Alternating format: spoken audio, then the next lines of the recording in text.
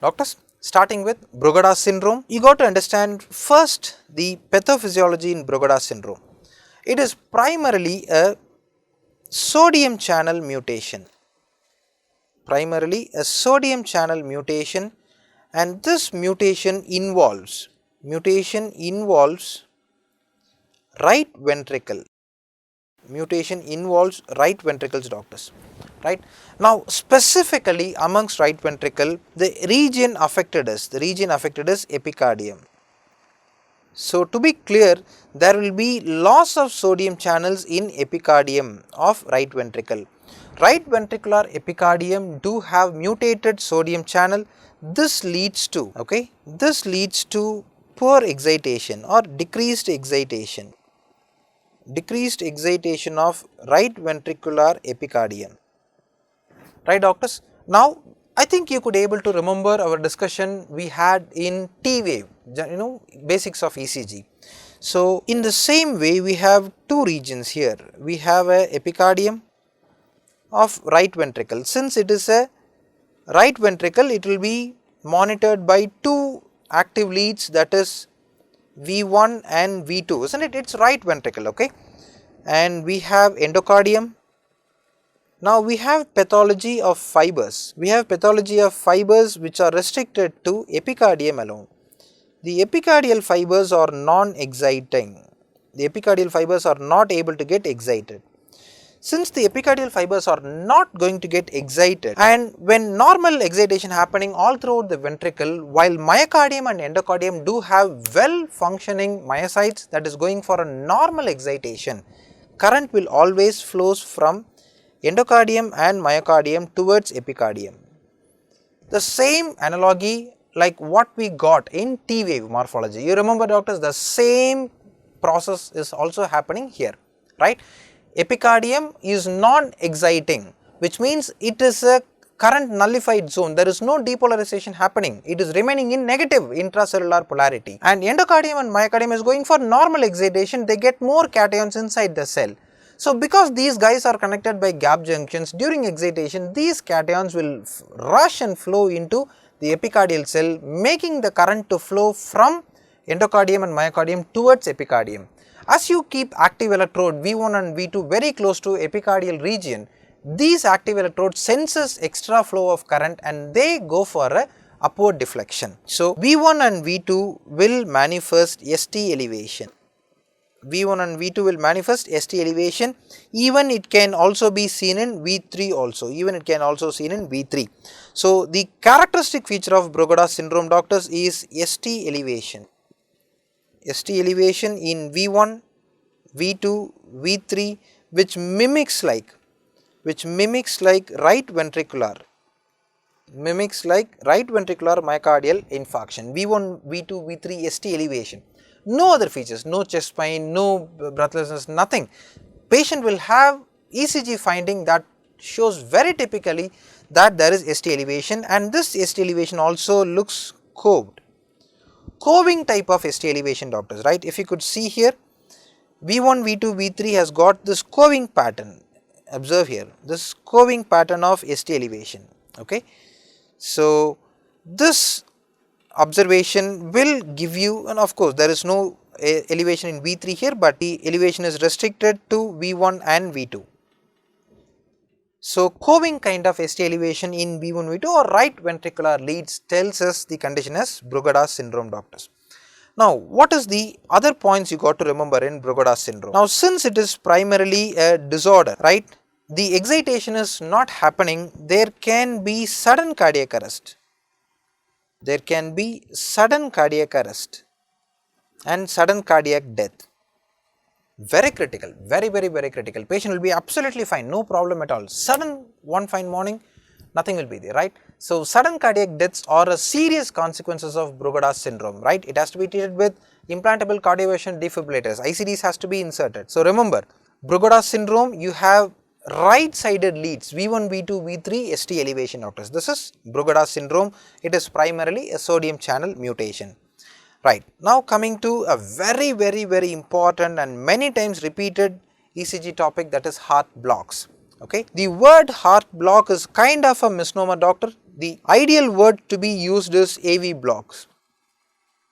AV nodal blocks. This is the ideal word that has to be used, but synonymously we have been using the word heart block, doctors.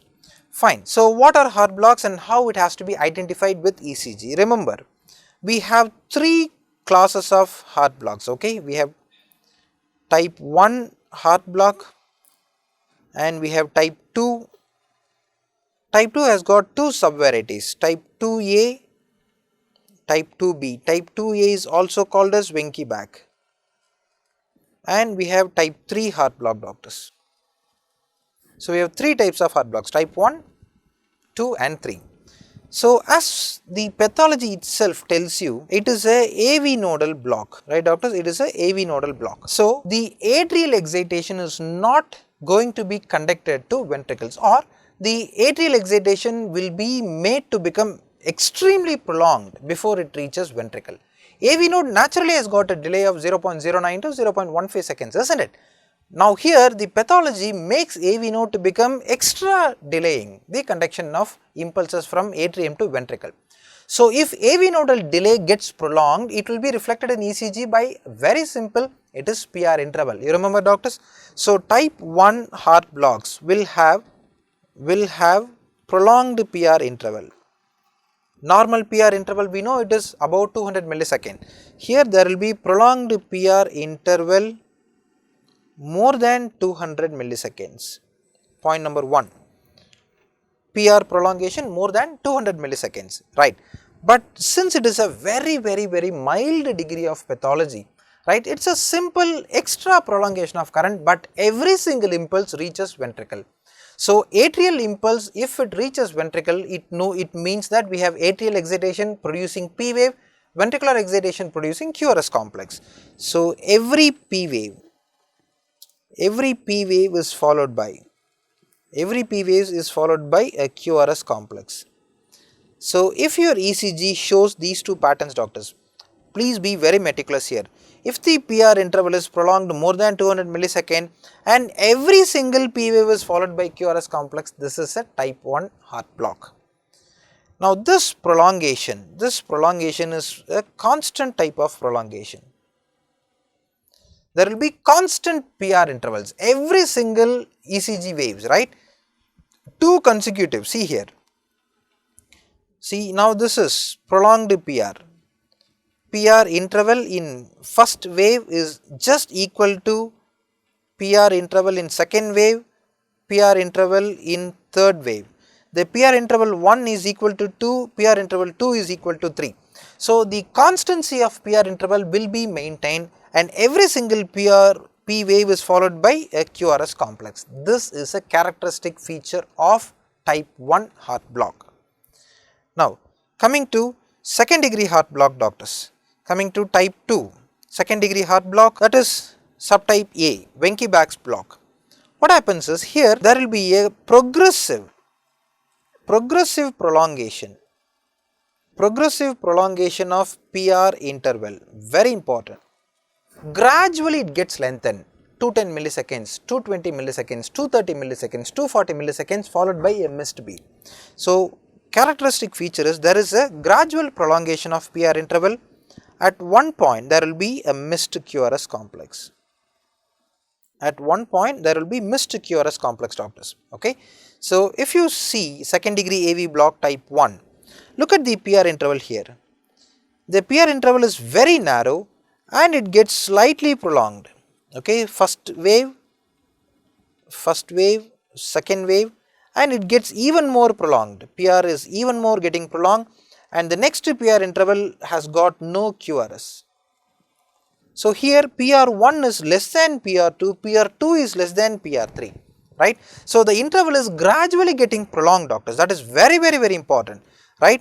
While first degree heart block has got equal interval of PR, equal duration of PR interval, second degree type 1, Mobitz type 1, okay, Mobitz type 1 second degree heart block has got PR interval which is gradually getting prolonged. See, a very small, slightly prolonged and much prolonged and a significantly prolonged with no QRS complex. This is Mobitz type 1.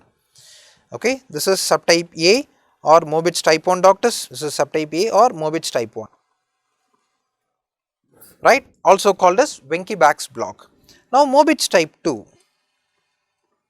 Mobitz type 2 or the second degree or the the second type 2 heart block is this. There will be a constant, point number 1, there will be a constantly prolonged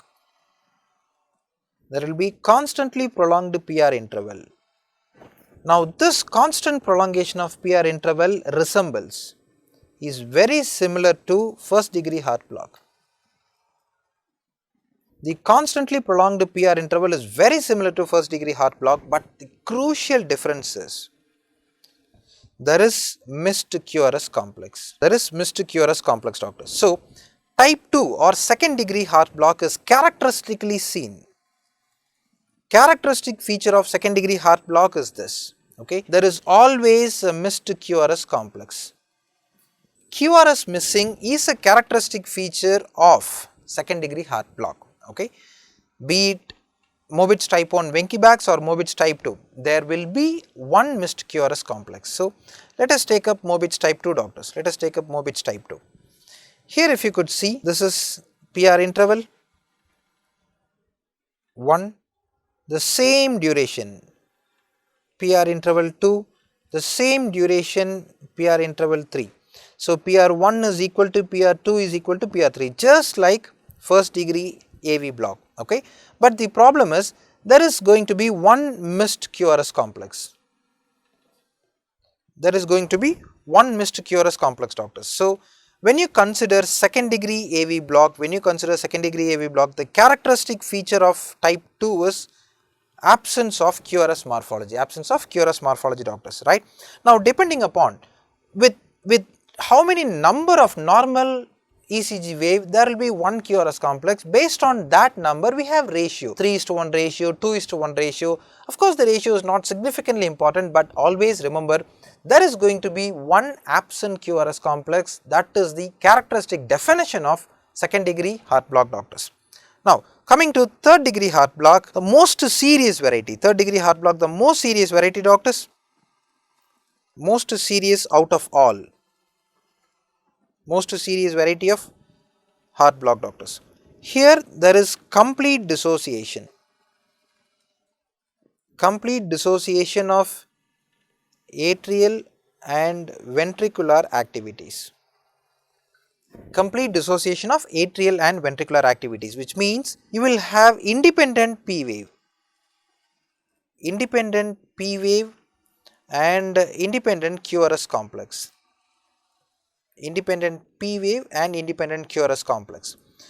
So here if you could observe, the normal excitation pathway is SA node, atrium, AV node, ventricles.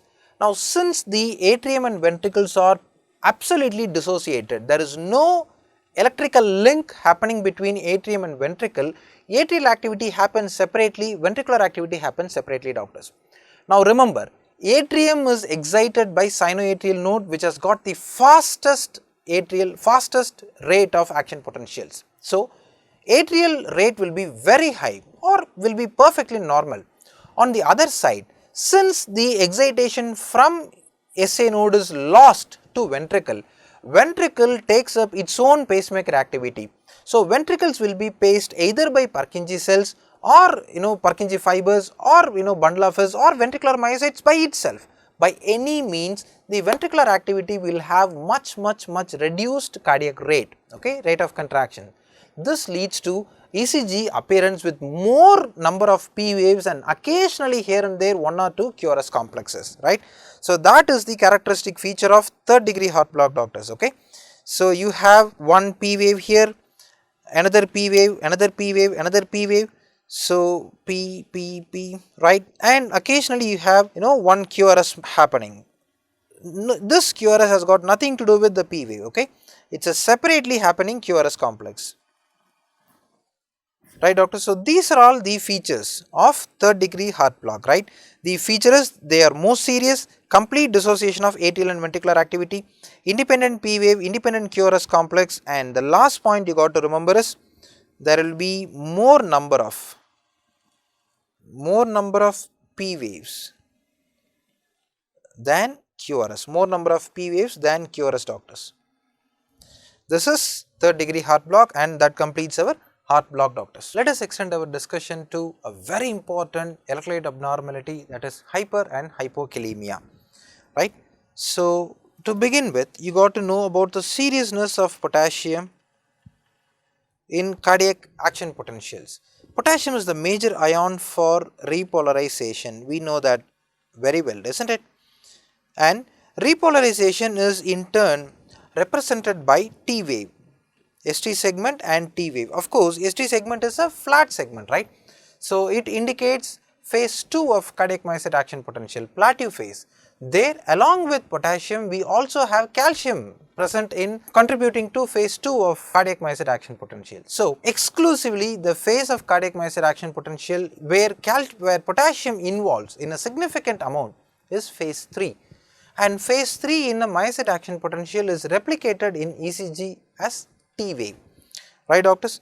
So, in nutshell, potassium abnormalities are primarily reflected as T wave abnormality. So, hypokalemia, doctors. Hypokalemia is manifested by depressed T wave or ST segment, even ST segment depression. So, T depression as well as ST segment depression, both are non-specific, please understand, right. Both these changes reflects potassium concentration and not vascular pathology. So, non-specific T depression, non-specific ST depression are the features of hypokalemia, doctors. If you could see in ECG, so you have T wave depression here, ST segment depression. So, these are all the characteristic feature of hypokalemia, right, doctors. So, ST depression and T wave depression are the characteristic feature associated with, occasionally there can be U wave. So, presence of U wave and ST depression and T depression are the features of hypokalemia, doctors, right. We will extend on to hyperkalemia. Here we have increased concentration of potassium in ECF. So, which means there is enhanced T wave. So, this leads to tall T waves. Doctors. Very important, right. Hyperkalemia manifests tall T waves, right. Here you have tall T waves, right, doctors. So, what happens here is, if you could look at the morphology of T waves here, the T wave starts very broad and comes in, okay. The base of T wave looks very broad, isn't it? This is a characteristic feature of tall T waves, right. Remember, when we speak about tall T waves, it literally means, okay. So, the waves resemble like this, which means it has got a broad base. You have to differentiate tall T waves, from hyperacute T waves, where hyperacute T wave is manifested by very narrow, T waves, doctors. The base will not be this broad, okay, it will have a very narrow base. These hyperacute T waves are characteristic feature of myocardial infarction. Remember, very important. If you find tall T waves, you are dealing with a case of hyperkalemia. Whereas, if you find a patient with hyperacute T waves, okay, where the base is very narrow and you have a slender lengthier T waves, this is called as hyperacute T. This represents myocardial infarction, doctors. You need to be very careful when you look at the ECG, because those are contrastly different diagnostic endpoints, right. Hyperkalemia, myocardial infarction, do not get confused. Tall T waves, hyperkalemia. Hyperacute T waves, myocardial infarction. And this tall T waves, doctors, tall T waves is characteristic feature, okay. Tall T waves is characteristic feature. Number 1 is characteristic. Number 2, most early sign, and most consistent of hyperkalemia. Remember, tall T wave is the most early characteristic as well as most consistent sign of hyperkalemia, right doctors? Now with worsening hyperkalemia, what happens? When hyperkalemia keeps exaggerated, with worsening hyperkalemia, we have decreased amplitude of P waves leading to flat P waves, point number 1. Point number 2, there is broadening of QRS morphology, there will be PR interval prolongation, and last but not least doctors, there is a characteristic appearance. What happens is ST segment merges with T wave. When ST segment merges with T wave, it produces appearance called as sine wave appearance. Very important. Sine wave appearance is a characteristic feature of extreme hyperkalemia, right? In this condition, if you could see, focus more on the ST segment doctors. You have QRS complex here, you have QRS complex, and these very slender QRS complex is followed by ST segment. Look here, ST segment is this. Now this ST segment continues along with T wave. There you cannot differentiate between ST segment and T wave.